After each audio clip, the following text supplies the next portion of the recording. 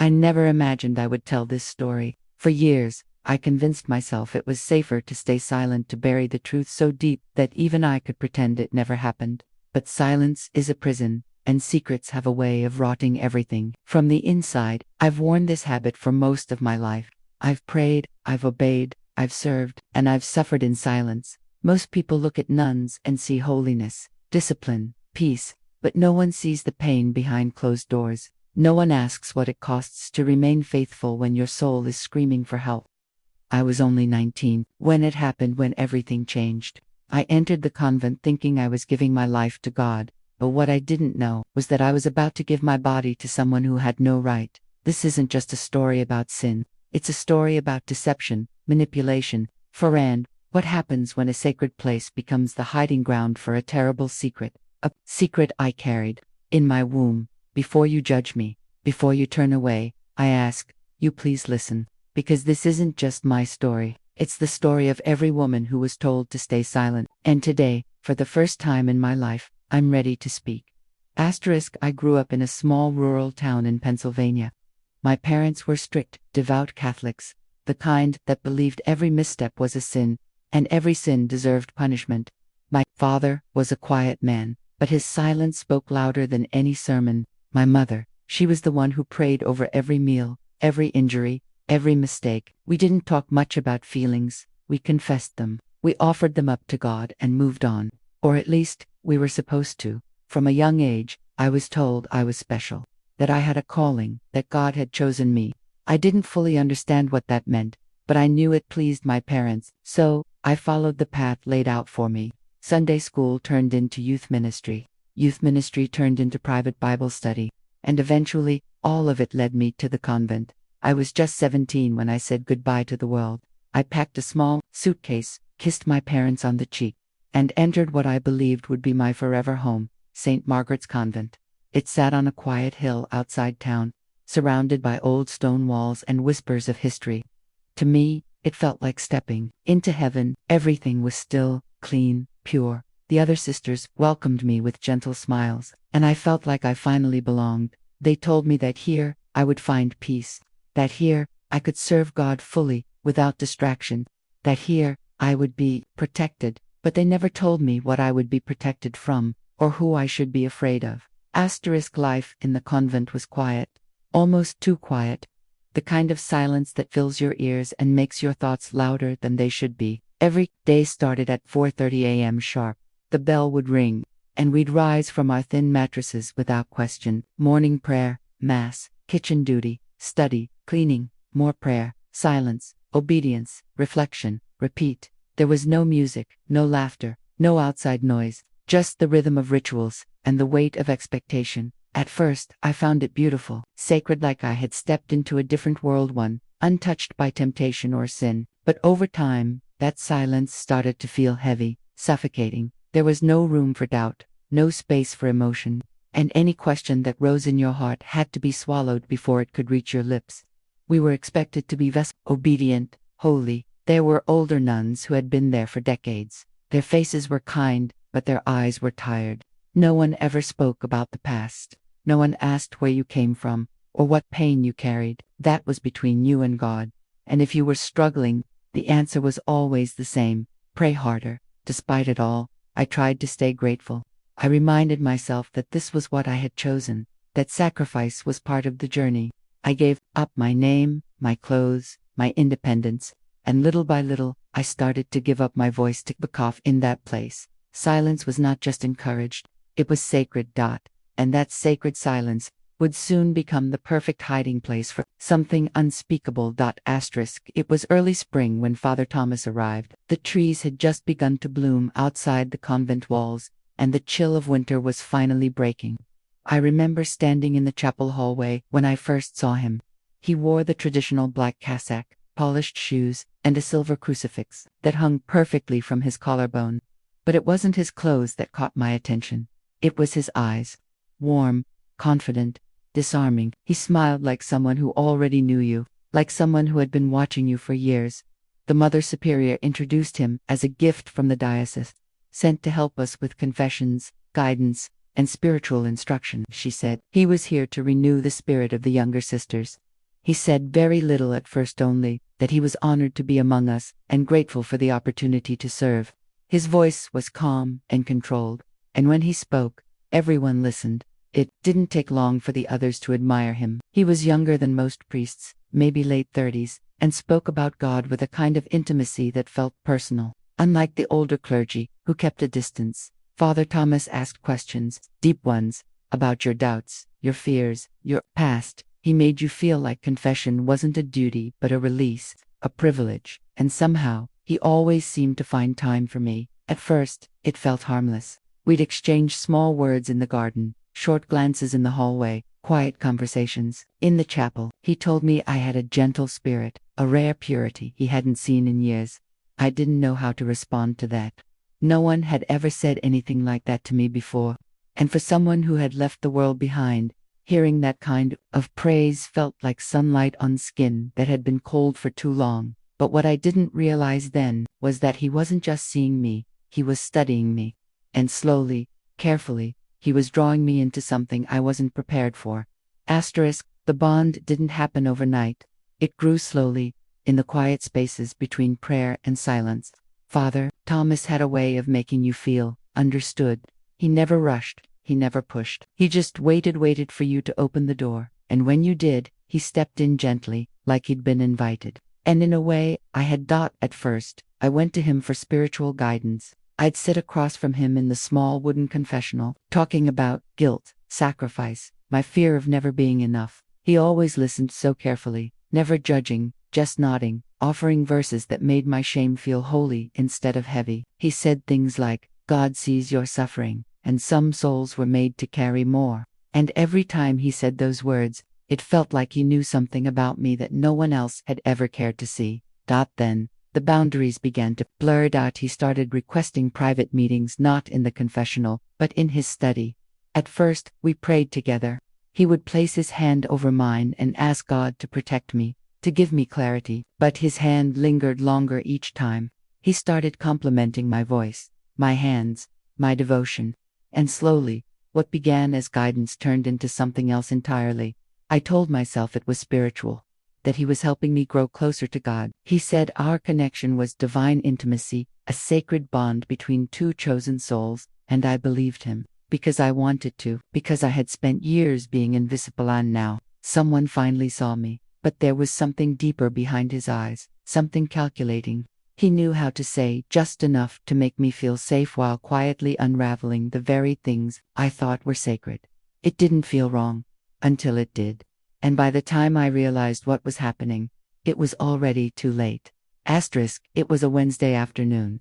The chapel was empty, sunlight filtering through the stained glass windows, painting the pews in soft colors. I had been assigned to clean the sacristy, and Father Thomas happened to be there too. He said he wanted to speak with me alone. I didn't think twice. I followed him into the side room where we usually prayed together. He closed the door quietly behind us. There was no lock, but it clicked in a way that made my skin prickle. He asked me to sit. I did. He opened his Bible and began reading softly, his voice smooth like it always was. But this time, I couldn't focus on the words. I felt something shift in the air. Then, he paused, closed the book, and looked straight into my eyes. You carry so much pain, he said, so much weight on your soul. I nodded, but before I could speak, he reached out and placed his hand on my shoulder, then my neck, then my face. His thumb brushed my cheek like a blessing. I froze. He said, let me take it from you. Let me bear your burden. Then he kissed me. At first, I didn't react. My mind shut down, my body locked. It didn't feel violent. It didn't feel sudden. That's what made it even more confusing. It felt like a continuation of all the moments that came before. And that was the most dangerous part. Didn't feel like assault. It felt like permission, like spiritual intimacy. The same intimacy he had been grooming me to accept. When I finally pulled away, I remember whispering, we're not supposed to, but he silenced me with scripture. Nothing is impure if God makes it pure. He smiled. IDIDN's single quotes T. After that day, something inside me cracked. I didn't tell anyone. I couldn't. I was too ashamed. Too confused. I kept asking myself, had I sinned? Had I allowed it? Was it love, or something else entirely? But deep down, I already knew. That was the day I stopped feeling safe. Not just with him but with God, because I had no idea where one ended and the other began.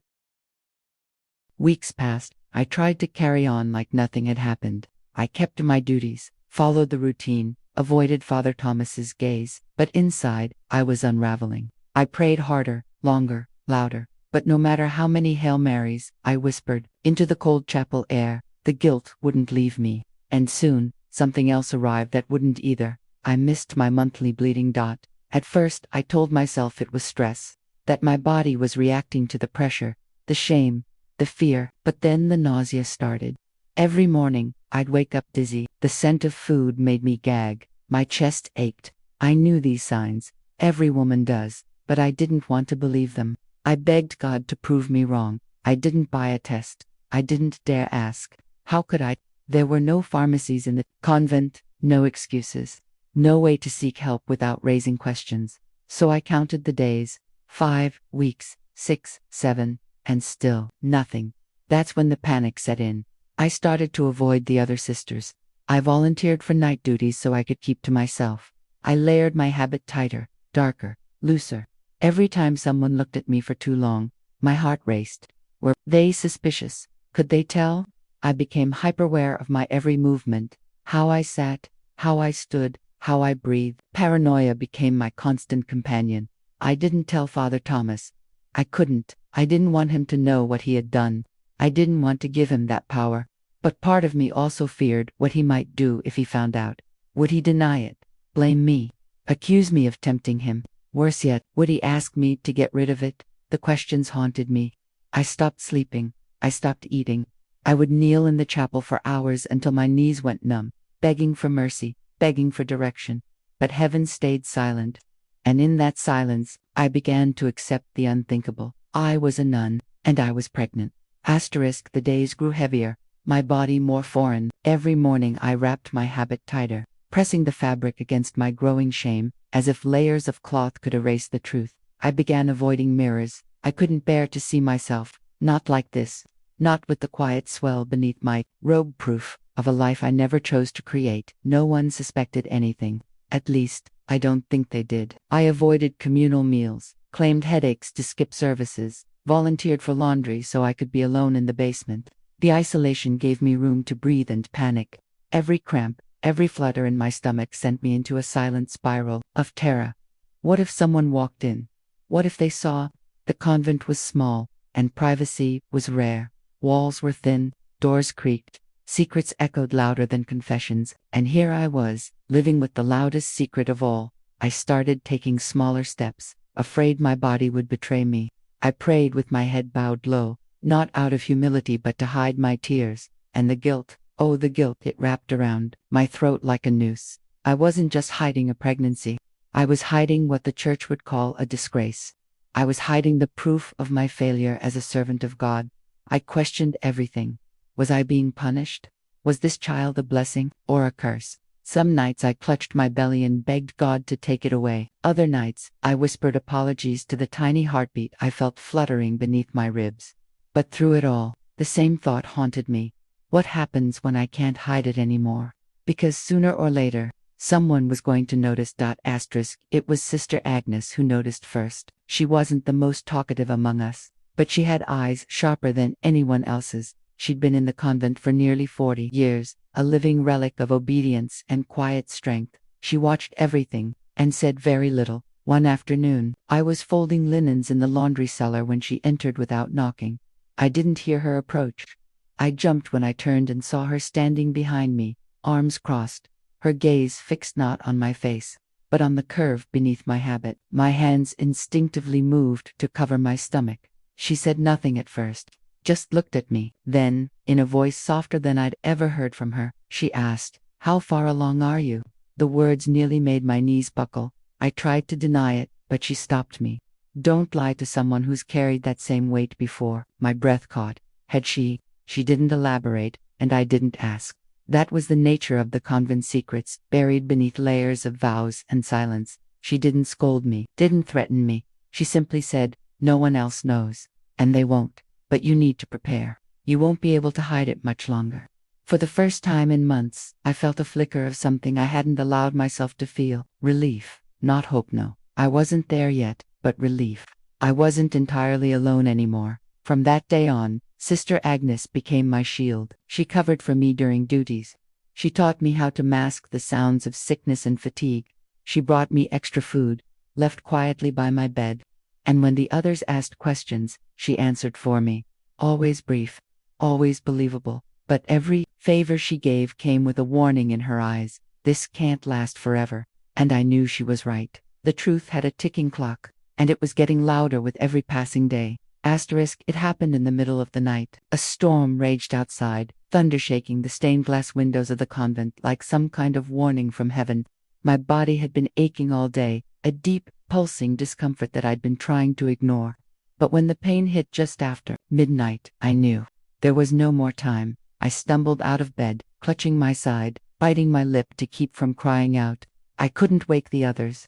If anyone heard me, everything would be over. My vows, my name, my life as I knew it, gone. Sister Agnes was already waiting. She had been watching me for days, counting breaths, studying the way I moved. Without a word, she took my arm and led me down the old back stairwell, the one no one used anymore. We moved like shadows, slipping through candlelight and silence, until we reached the cellar, the cold, dark place where we stored old vestments and broken pews. That would be the room where I gave birth. There was no bed, no doctor, just a thin blanket on the stone floor, a basin of warm water, and Sister Agnes whispering Hail Marys as I screamed into my sleeve. The pain was unlike anything I'd ever known. Sharp, deep, all-consuming. I couldn't cry for help.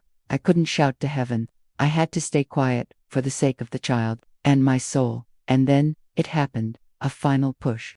A gasp. And then, a sound I thought I'd never hear. The cry of a newborn child echoing through the stone walls of a convent built on silence. Stared at him, my son, tiny, warm, alive. He looked nothing like sin. He looked like a miracle.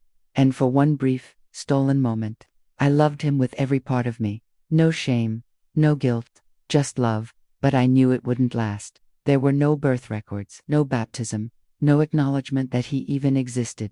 Within the hour, Sister Agnes had wrapped him in white linen and whispered that he would be taken far away, to a family who could keep him hidden, safe. I wasn't allowed to hold him again. I wasn't allowed to say goodbye. That door closed.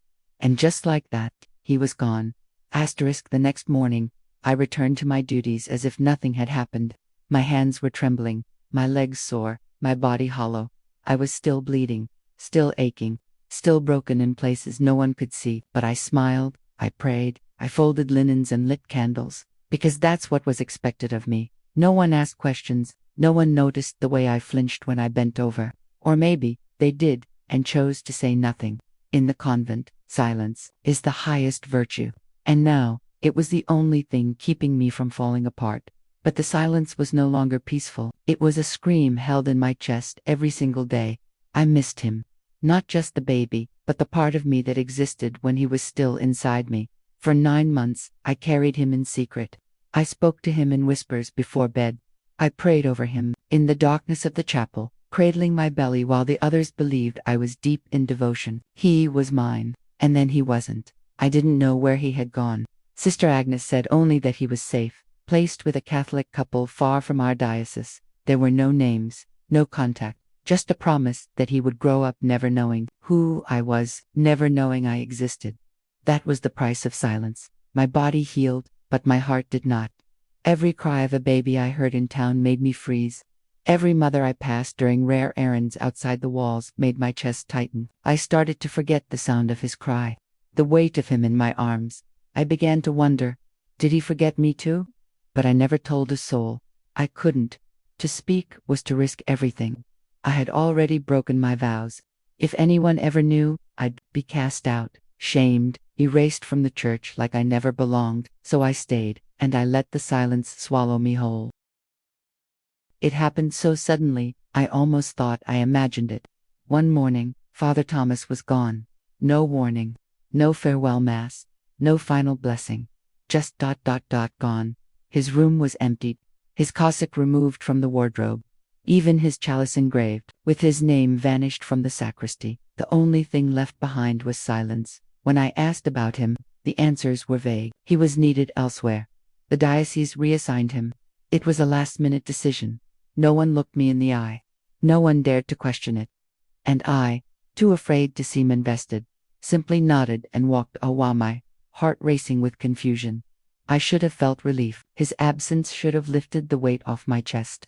But instead, it made everything worse, because now there would be no consequences, no confession, no justice. I had been left behind with the aftermath, carrying the memory, the shame, and the secret that would never be spoken. He walked away with clean hands. A man who pretended to be God's servant had taken everything from me, and left without even looking back. And worse than that, I started to wonder if someone had helped him disappear. Did the Mother Superior know what happened?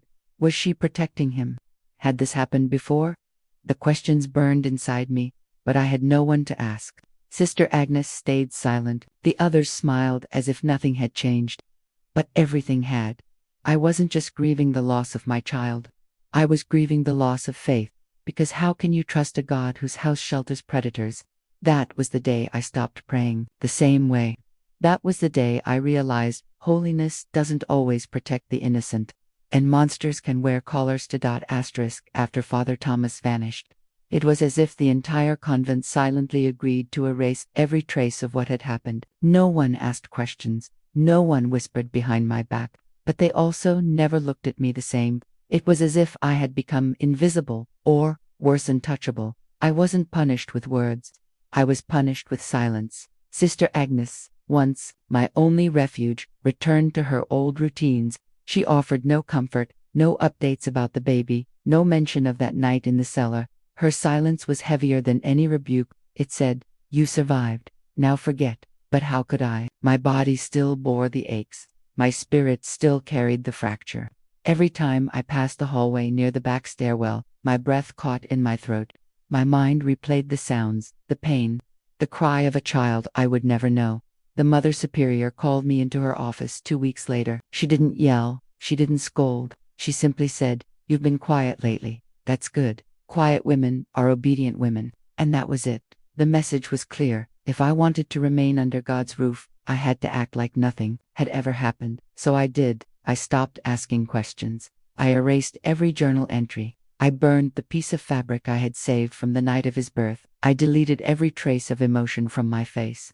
I wore my veil lower, prayed longer, worked harder, and every time I heard the word purity during Mass, I clenched my teeth and begged my heart not to shatter in my chest, because this was the price I had to pay to stay.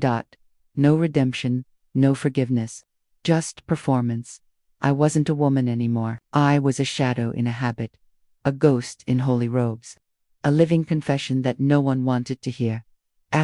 Decades have passed. My hair has turned white, my skin thin and fragile like parchment. I've buried sisters. I've witnessed changes in the church. I've seen younger generations of nuns come and go, bright-eyed and full of purpose.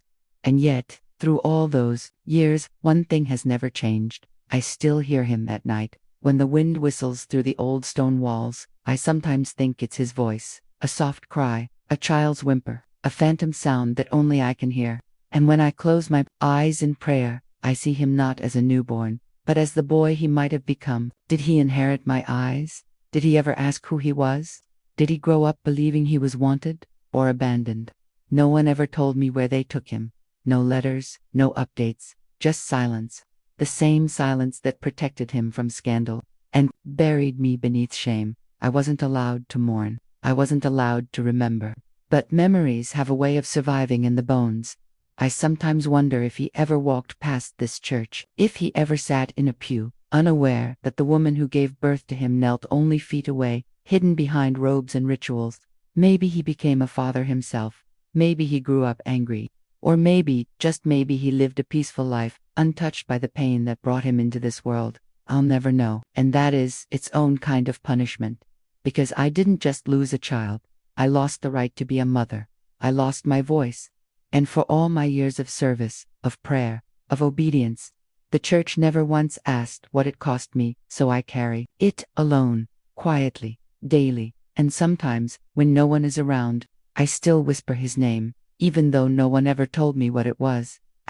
For years, I told myself that silence was safety, that by burying my story, I was protecting the church, protecting the child, protecting myself. But what I've come to realize is that silence didn't protect me at all. It imprisoned me. It made me a stranger to my own life. It made me complicit in my own erasure. I used to be afraid that if I ever told the truth, I'd be cast out. But the truth is, I've already lived outside myself for decades. I've worn the robes, I've said the prayers, I've walked the path, but inside, I was still that young girl in the cellar, bleeding and alone. So why now? Because I've lived long enough to know that secrets don't stay buried forever. And the real truth has power. It can set you free. It can light up the darkest corners of our faith. And maybe, just maybe, it can stop this from happening to another girl who walks through the convent gates believing she's safe. I'm speaking now because I've seen too many stories like mine end in silence. I've watched other women vanish behind robes and rituals, their pain dismissed as sin or weakness. But we are not weak, and what happened to us is not divine mystery. It is abuse. It is betrayal. It is violence hiding behind scripture. I don't expect justice, not anymore. I don't even expect to be believed, but I do expect to be heard. And if this is the only chance I'll ever have to speak to really speak, then let it be known. I was a nun. I was faithful. And I was abused. Not by God, but by a man who pretended to speak in his name. Asterisk, if you've listened this far, it means you've stayed with me through every tremble in my voice, every crack in my soul. And for that, I thank you. I didn't share this to gain sympathy. I didn't speak to reopen wounds. I told my story because I needed anyone to know it existed. I want you to remember that behind every wall of stone, every stained glass window, every silent prayer whispered in the dark, there are human lives. Real ones, with real pain, and sometimes those lives are silenced in the very places built to protect them. I was told to forget. I was told to forgive, but never not once was I asked how I survived. So if you remember anything, let it be this. Faith does not mean silence. Obedience does not mean invisibility, and holiness should never come at the cost of truth. Some of us carry wounds that will never heal, not because we don't want to, but because the world refuses to see them. But if one person hears my story and feels less alone, less ashamed, less afraid to speak, then it was worth it. To the girl who still cries behind her chapel door, thinking no one would ever believe her, I believe you. I believe all of you. And you are not alone. I may never know what happened to my son. I may never see justice for what was done. But now, at last, I have spoken. And that alone is freedom.